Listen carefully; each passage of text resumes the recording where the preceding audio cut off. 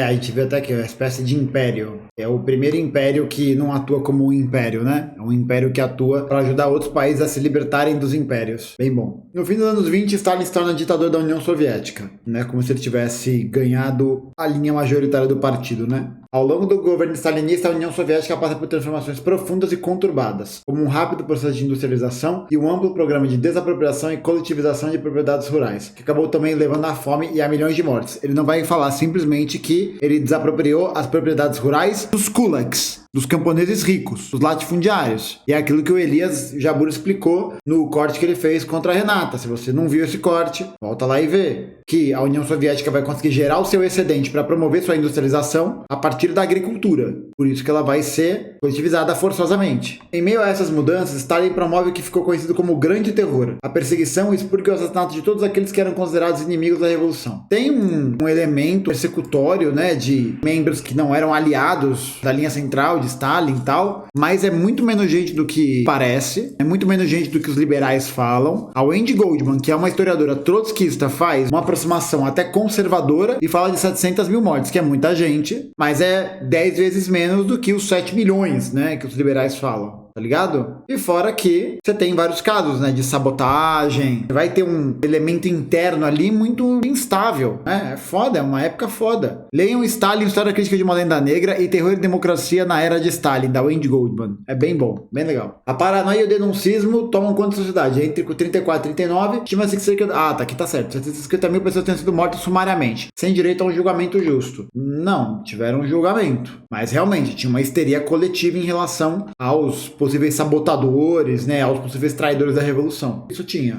Mas Stalin, por outro lado, é exaltado pelo papel fundamental da União Soviética na vitória contra o regime nazista de Hitler e seus aliados. E até hoje, Stalin é considerado um grande líder na Rússia. Porque foi um grande líder, né? Diga-se de passagem. Um levantamento feito em 2019, o Instituto de Pesquisa Levada Center apontou que 51% dos adultos do país respeitavam, gostavam ou admiravam Stalin, com um aumento entre os mais jovens em relação a pesquisas anteriores. Exatamente, porque Stalin era pica. Uma liderança importantíssima. Para Ekaterina Schumann, cientista política russa e professora da Moscow School of Social and Economic Science, há diversos fatores importantes por trás desse índice positivo, como uma nostalgia romantizada das condições de vida do período soviético. Porra, velho, é muita desonestidade, cara. Pode pegar todos os dados da vida na Rússia, na União Soviética e pós-União Soviética. Vê que época era melhor. Que época os russos comiam mais, consumiam mais calorias. Só vê que época. Uma dica, não foi na Rússia putinista e nem na Rússia do Yeltsin, muito menos, né? O Putin é até melhor que o do Yeltsin, mas ainda é uma bosta. A atual propaganda estatal que retrata Stalin como líder astuto e vitorioso na guerra e um sentimento contemporâneo anti-elite. É isso, né, gente? Os trabalhadores estão se organizando. Estão vendo ali, né? Tá vendo o que tá acontecendo na parada, né? A memória de Stalin não é do homem real, mas do que permaneceu no imaginário popular, como um símbolo de disciplina à mão de ferro e o último bastião na batalha contra burocratas gananciosos. Isso é pesquisadora da BBC Rússia. O modelo comunista da União Soviética. Não, né? O modelo socialista da União Soviética. O principal contraponto ao modelo capitalista capitaneado pelos Estados Unidos. Mas além da Revolução Russa, outros movimentos comunistas importantes ocorreram pelo mundo, como a Revolução Chinesa, liderada por Mao Tse-tung. Implementou políticas marxistas, mas diferentemente do socialismo soviético, centrado na classe trabalhadora industrial, a Revolução Maoísta se baseou nos camponeses. A coletivização e a centralização da economia transformaram a sociedade chinesa. Em 4 décadas, a China conseguiu tirar 850 milhões de pessoas da pobreza. Mas Em 4 décadas, a China conseguiu tirar 850 milhões de pessoas da pobreza. Mas a desigualdade se acentuou no país? Gente, isso não faz muito sentido, sabe? Como que você vai tirar a gente da pobreza e vai aumentar a desigualdade? Não faz sentido. E hoje, 70 anos depois, alguns especialistas, que não leram porra nenhuma, classificam a China como um capitalismo de Estado, no modelo em que a mão invisível do Partido Comunista está em todos os aspectos da economia. Não. Capitalismo de Estado são os Estados Unidos no final do século XIX. Capitalismo de Estado é a Inglaterra do século XIX. Capitalismo de Estado é a França do século XIX. É a Alemanha, é a Itália. Esses países já eram capitalistas de Estado. Por que eles eram capitalistas de Estado? Porque era o Estado o viabilizador do processo de colonização que vai levar ao elemento de acumulação primitiva do capital por parte das empresas desses países. É o aparato burocrático militar, é o aparato repressivo, é o Estado que vai ter lobby, que vai permitir que monopólios sejam formados dessas empresas. O que a China tem é socialismo. Sabe por quê? Porque o Estado não é mais da burguesia. O Estado é do Partido Comunista Chinês. E o Partido Comunista Chinês promove a ditadura do proletariado chinês. Por isso, porra. É o Estado que controla quase todas as maiores empresas do país, que administra os recursos naturais. Também é oficialmente o proprietário de toda a terra, embora na prática as pessoas possam ter propriedades privadas. Sim, porque ele é o proprietário dos meios de produção. Ele é proprietário dos grandes volumes de terra. A pessoa pode ter sua terra, ela pode ter propriedade privada, né? O chinês pode ter um tênis, ele pode ter um telefone, que ele não pode ter um latifúndio. Isso ele não pode ter. E não é bom isso? E o Estado também controla o sistema bancário, decidindo em linhas gerais quem pode tomar empréstimos, por exemplo. Exatamente. Não é como se o banco não fizesse isso, né? O banco não faz isso. O banco privado não faz isso. Ele não decide quem pode tomar empréstimo. Não. Já foi no banco pedir um empréstimo? Caralho, parça. Outra revolução que abalou o mundo e influenciou diversos países, principalmente na América Latina, foi a cubana, quando em 59 um pequeno grupo de guerrilheiros liderado por Fidel Castro, Che Guevara e Raul Castro conseguiram derrubar uma ditadura e implantaram um governo socialista no país. Que história maravilhosa.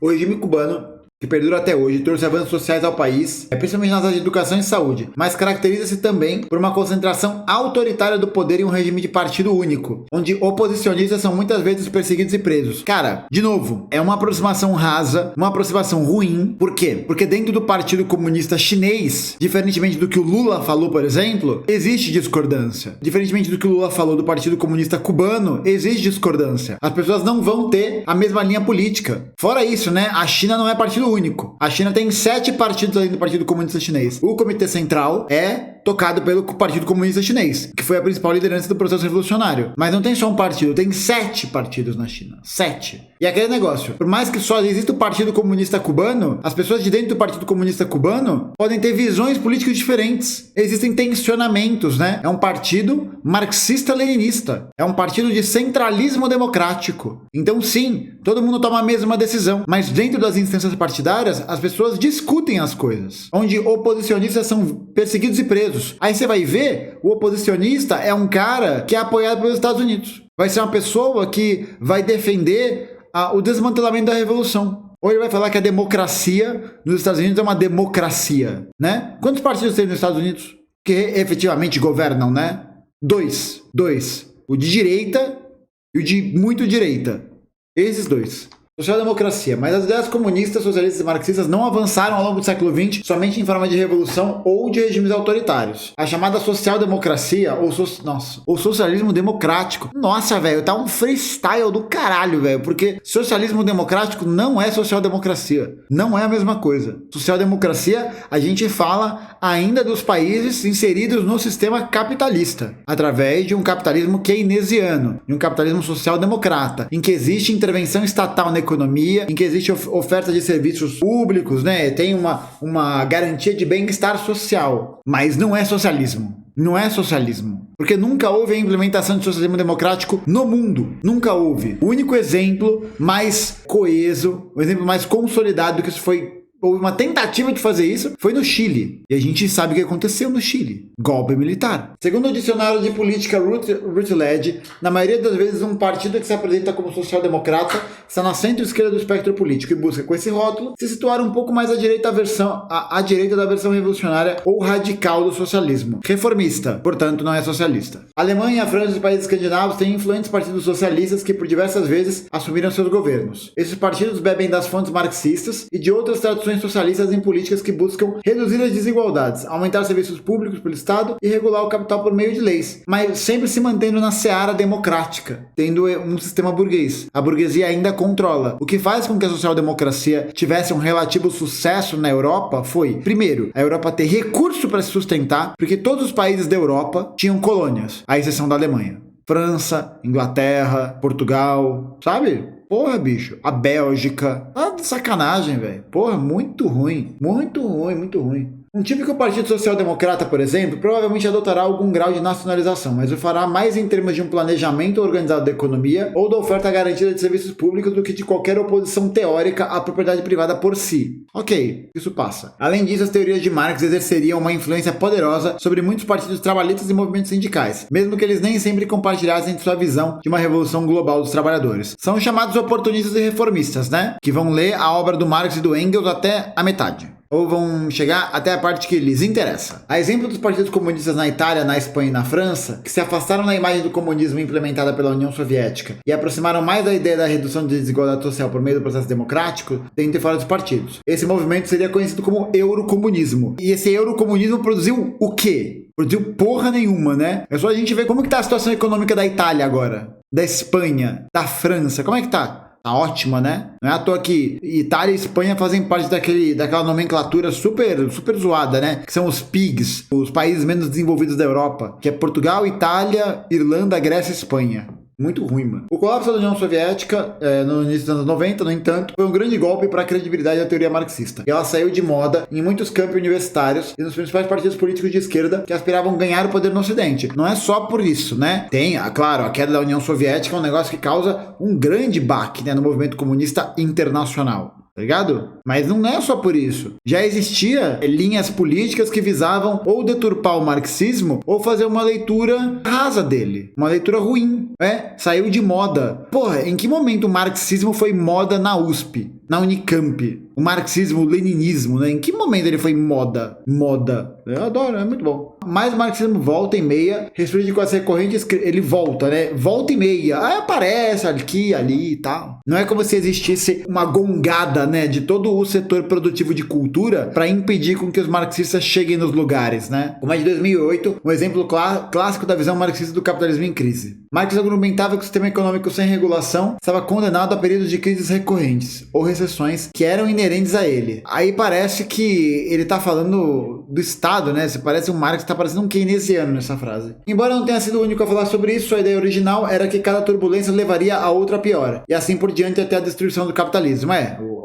O aprimoramento das contradições, né? Porque para o capitalismo crescer, ele precisa entrar em crise. Ele precisa aprofundar as relações de exploração. Por isso que ele só cresce na crise. Ou ele cresce mais durante a crise, né? Para Hitchell, a ideia de Marx de que o sistema capitalista entraria em colapso por causa dos seus defeitos intrínsecos foi desacreditada. Nossa, foi desacreditada. Vocês não acreditam mais. Desacreditada por quem? Quem falou isso? Quem escreveu isso? Caralho, velho, muito ruim. Mas hoje estamos mais alertas do que nunca às turbulências e somos mais cuidadosos perante elas, em parte graças ao próprio Marx. Mais cuidadosos diante das turbulências? Mais cuidadosos com o quê? Com quem? Mano, na crise de 2008, o governo americano salvou os bancos. E foda-se a classe trabalhadora estadunidense. A crise que o Brasil vem passando desde 2015, o Estado amplia ela ao aprovar a PEC do teto de gastos, ao aprovar a reforma trabalhista, ao aprovar a reforma da Previdência. Tá aprofundando. Isso é ser mais cuidadoso perante uma crise? Cuidadoso pra burguesia, né? Cuidadoso pro empresário. O grande empresário, né? Não é pra você não aí que tem a quitanda, tá bom? Porra, bicho.